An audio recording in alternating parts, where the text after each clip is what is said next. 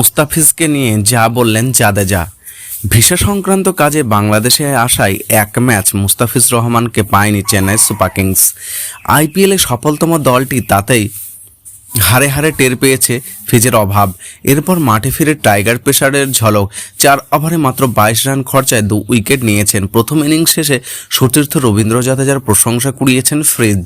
মুস্তাফিজ জাদেজার দাপটে বোলিংয়ে চেন্নাইয়ে খেলতে নেমে আজ দিশেহারা ছিল কলকাতা নাইট রাইডার্স।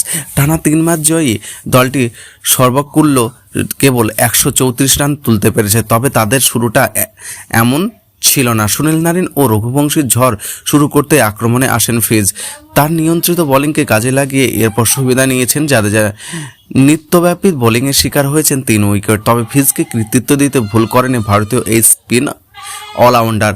মুস্তাফিজ নিজের চতুর্থ ম্যাচ খেলতে নেমেছেন পার্পল ক্যাপ। এখনও পর্যন্ত চলতি আইপিএলে ব্যক্তিগত সর্বোচ্চ 9 উইকেট দখলে গেছে ফ্রিজের। পুনরায় এই কীর্তি দখল নেওয়ার পর ইনিংসের বিরতিতে টাইগার পেসারকে পার্পল ক্যাপ তুলে দেন জাদেজা।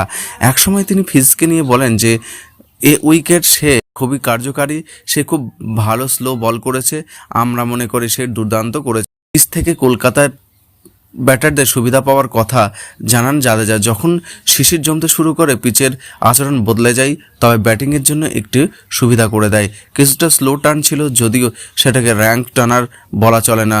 বল ঠিকমতো ব্যাটে যাচ্ছিল না, তাই স্ট্যাম্প টার্গেট করে বোলিং করতে থাকি। এখন স্বাভাবিকভাবে খেললে আশা করি সহজেই আমরা ম্যাচটি জিতব।